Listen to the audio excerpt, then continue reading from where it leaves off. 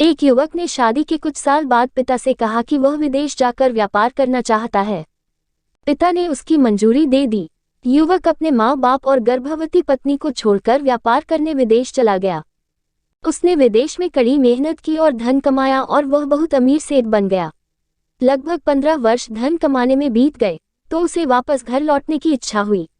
पत्नी को पत्र लिखकर उसने आने की सूचना दी और जहाज में बैठ गया। वह सेठ कुछ दिनों बाद अपने नगर पहुंचा। नगर के एक चौराहे पर ही उसने देखा कि एक व्यक्ति एक बोर्ड के साथ खड़ा था। उस बोर्ड पर उसने लिख रखा था बेशकीमती ज्ञान के सूत्र। सेठ ने उस व्यक्ति के पास जाकर पता किया तो उसने बताया कि मैं बेशकीमती ज्ञान के सूत्र बेच रहा हूँ। तो सेठ बोला, ठीक है, एक सूत्र मुझे भी दे दो। वह आदमी बोला, मेरे हर ज्ञान सूत्र की कीमत 100 स्वर्ण मुद्राएं हैं। सेठ को ये सौदा महंगा तो लगा लेकिन उसने एक ज्ञान सूत्र खरीद लिया। उस व्यक्ति ने सेठ को ज्ञान का सूत्र दिया, कोई भी कार्य करने से पहले 2 मिनट रुककर सोच लेना। सेठ ने वो सूत्र अपनी डायरी में लिख लिया। सेठ को अपने घर पहुंचते पहुंचते रात हो गई। सेठ ने सोचा, इतने सालों बाद लौटा हूं तो क्यों ना सीधे पत्नी के पास पहुंचकर उसे सरप्राइज दूं। घर के चौकीदारों को इशारों से अंदर कुछ भी कहने से मना कर दिया और सीधे पत्नी के कमरे में गया। वहां का नजारा देखकर वह चौंक गया। उसने देखा कि उसकी पत्नी के साथ एक युवक सोया हुआ था। ये देखकर सेठ गुस्से से आग बबूला हो गया। वह सोचने लगा कि मैं परदेश में उसकी चिंता करता रहा और यह यहाँ अन्य पुरुष के साथ सो रही है। आज मैं इन दोनों को जिंदा नहीं छोड़ूंगा। वह गुस्से से अपनी तलवार निकालकर दोनों पर वार करने ही जा रहा था। इतने में उसे 100 स्वर्ण मुद्राओं के बदले जो ज्ञान सूत्र खरीदा था उसकी याद गई कि कुछ भी कार्य करने से पहले 2 मिनट सोच ले। वह सोचने लगा कि मैं परदेश में उसकी चिंता करता रहा और यह यहाँ अन्य पुरुष के साथ सो रही है। आज मैं इन दोनों को जिंदा नहीं छोड़ूंगा। वह गुस्से से अपनी तलवार निकालकर दोनों पर वार करने ही जा रहा था।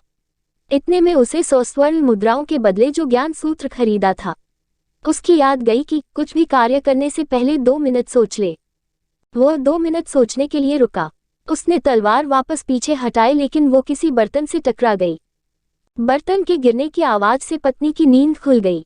आंख खोलते ही उसने अपने सामने अपने पति को देखा तो वह बहुत खुश हो गई और बोली, आपके बिना जीवन सुना सुना था। इंतजार में इतने वर्ष कैसे निकले यह मैं ही जानती हूँ। पत्नी ने इतना बोलकर पास सोए हुए युवक को उठाते हुए बोली, बेटा उठ जा, तेरे पिताजी आए हैं। युवक उठकर जैसे ही पिता को प्रणाम करने झुका तो माथे की पगड़ी सेठ के पैरों में गिर गई। उसके लंबे लंबे बाल बिखर गए।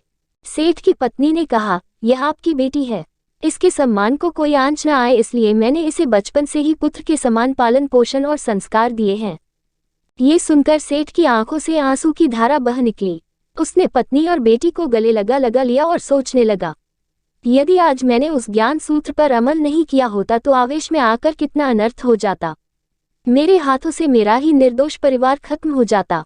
शिक्षा मॉरल। दोस्तों, इस कहानी से यही शिक्षा मिलती है कि जल्दबाजी में आकर कोई निर्णय न लेवे, क्योंकि जब हम आवेश में होते हैं तो हमें अच्छे बुरे का ख्याल नहीं रहता है।